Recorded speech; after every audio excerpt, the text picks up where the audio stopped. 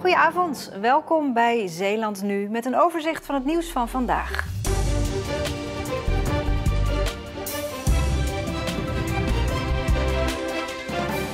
Winst maken in de jeugdzorg. Het kan, het mag, ja, en het gebeurt ook. Dat blijkt uit onderzoek van onderzoeksplatform Follow the Money. En dat terwijl er al jaren om extra geld wordt gevraagd voor de jeugdzorg. Hoe zit dat?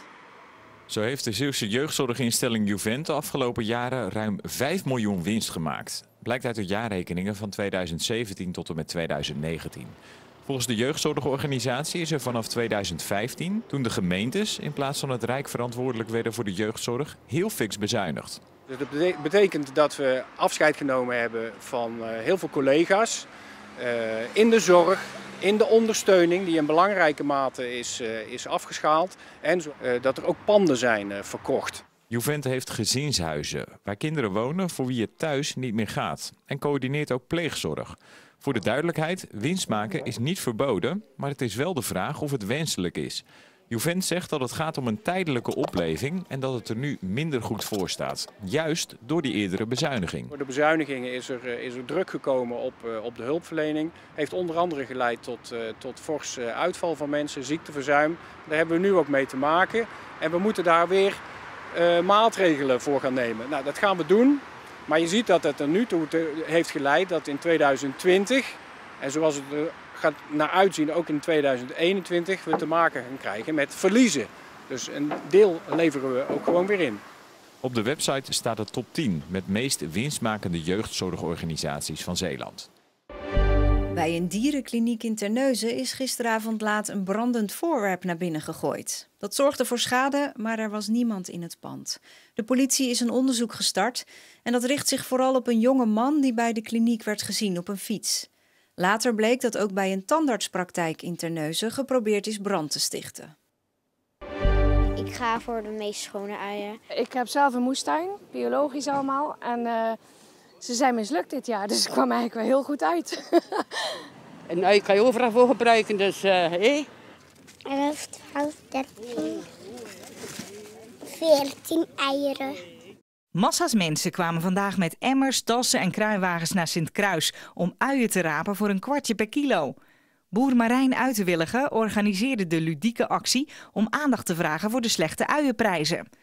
Vanwege een groot aanbod en weinig vraag ligt de uienprijs onder de kostprijs. En daarom is het voordeliger om de uien rechtstreeks aan de consument te verkopen. Vers van het land.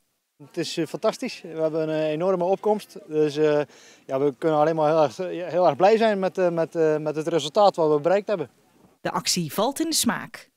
Een kwartje een kilo betaal ik graag voor die meneer, want die moet er ook hard voor werken. Ik gooi ze gewoon in de tas en dan heb je de tas vol. Dan zegt ze, nee, je moet niet de groene pakken. Dus er zitten ook wat verkeerde uien nu in de tas? Ja, dat verwacht ik niet. Je moet niet te hard op zeggen, want dan hoort ze het allemaal natuurlijk. Hè. Dus nee, ik heb echt heel goed opgelet. Midden in Overzanden, een groot stuk weiland, helemaal begroeid met bloemen en planten waar vlinders op afkomen. Dat is ook de bedoeling, dat willen ze hier graag. Maar waarom eigenlijk? Vlinders zijn belangrijk omdat het de meest bedreigde insectensoort is. Ze zijn heel belangrijk voor de biodiversiteit, dus de verscheidenheid van planten en dieren en bloemen.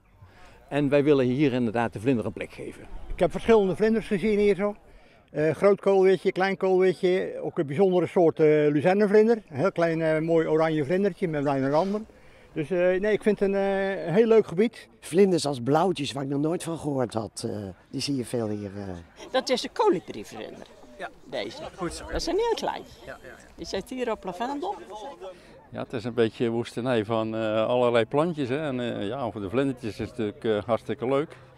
Alleen ja, je ziet ook heel veel planten die in het zaad schieten. En al dat zaad dat vliegt overal natuurlijk. En dat vliegt ook in je achtertandje. En dat is dan wel jammer.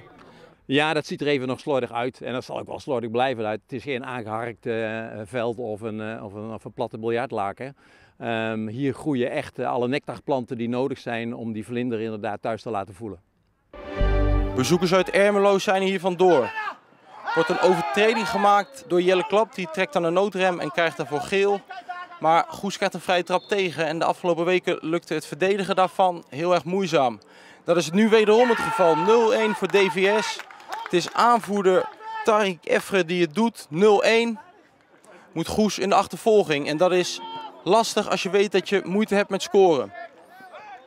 Hier komt de bal voor de voeten van Stef Nijland. De oud-prof van Groningen en PSV. Houdt zich sterk. En heeft dan ook nog een goede paas in huis voor Adriaan Kruisheer. En die maakt hier heel behendig de 0-2. Lentink kan er niet meer bij. En dus wordt de taak voor Goes nog maar een stukje moeilijker met 0-2 op het scorebord. Maar Tibos achter de bal bij de vrije trap. En die bal gaat binnen met een venijnige stuit. Gianni Tibos zorgt ervoor dat Goes weer hoop heeft op eventueel misschien nog een puntje. Zijn we aanbeland in de absolute slotfase. Veel hoge ballen, maar deze poging van Klinkenmaier, de invaller, is kenmerkend. Goes had in de slotfase niet meer de energie en verliest met 1-2 van DVS Ermelo. En is na 6 wedstrijden in de 3e divisie nog altijd zonder overwinning.